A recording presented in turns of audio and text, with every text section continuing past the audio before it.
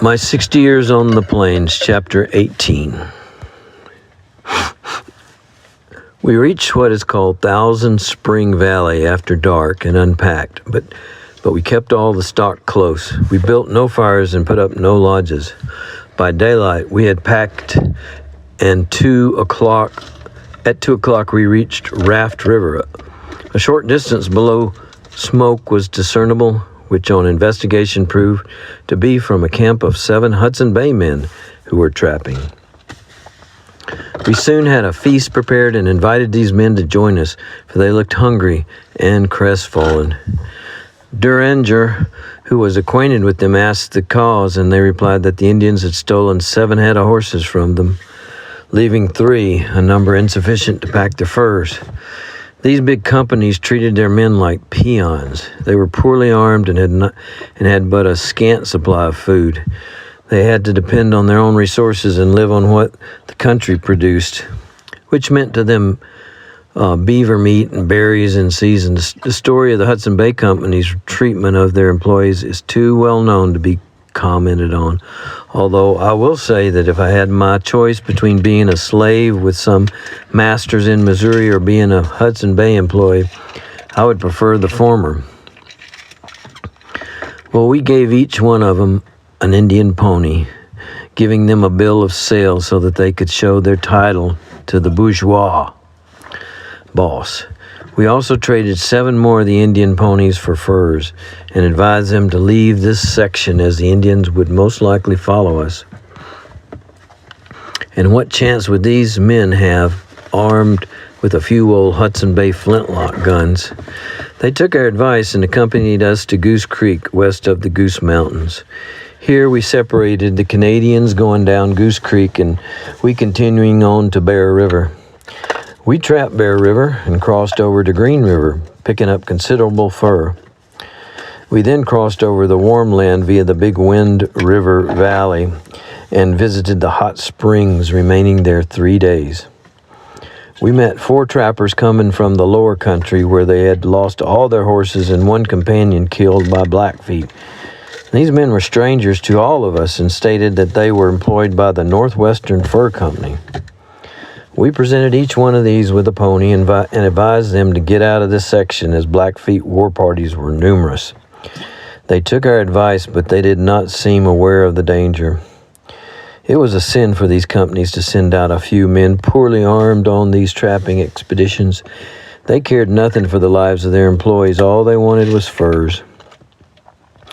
We held a general council as to what route we should take as the trapping season was over.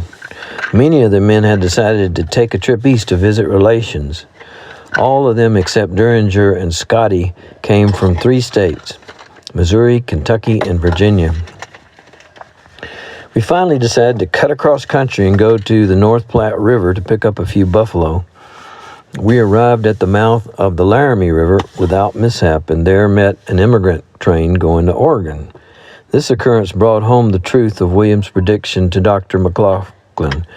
It was also our first intimation of the Mormon migration to Salt Lake Valley. 25 of our men concluded to go to St. Louis and take their furs with them. Our party or mess sold our furs to buyers who were present and settled up everything among ourselves. The original 13 all returned. Thus, more than a band of brothers parted company. Few of these band of brothers were ever to meet again. Many remained in the East and settled down. Williams went to Santa Fe, accompanied by Perkins and 6 others. It was the only sad parting I have ever experienced. An exploring party desired to visit the Bighorn Mountains and engaged Dockett, Noble, Evans, Russell, and myself to accompany them. This party was sent out by the Northwestern Fur Company, as we afterwards found out, to ascertain if there were a favorable location to establish a trading post in that section. I thought that was ascertained. Had we been aware of this, we would not have gone, although they paid us well. On Powder River, we had to take timber in order to stand off a war party. On Powder River, we had to take 2 timber in order to stand off a war party of 30 Blackfeet. There were 10 in our party, but only 5 armed as prairie men should be in those days. The Indians shot several times at long range, and we emptied 3 of their saddles, and to our disgust, we blamed our employer. None of his party had ever been in a battle, and they knew very little about Indians. The head of the party was named Overstall, and he was an arrogant sort of fellow who thought we were like the remainder of the Northwest Fur Company's employees. We took pleasure in informing him that we belonged to the free traders and trappers and held all the big companies in contempt. We also told him to let up with his arrogance or we would leave him and let him get out of the country as best he could. An imbecile proposition that he made was for us to go and have a talk with the Indians and let them know we were their friends. The idea of meeting Blackfoot Indians after having been run into the timber and shot at was preposterous, not to be thought of for a moment. It was about 10 o'clock in the morning when the Indians forced us to take to timber, and they hovered around until 3, occasionally throwing a shot at us at long range. We wasted no more ammunition, though had they come within range, it would have been different. The old man thought that this point would make a very desirable location for a trading post. We were within 1 mile of where Fort Reno was established years afterwards.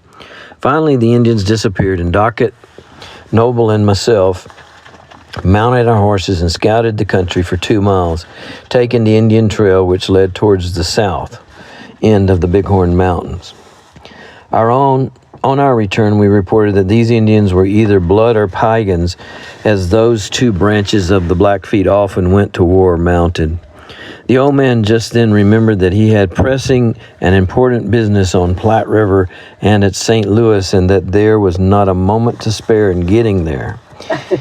He and his 4 companions had an attack of the ague.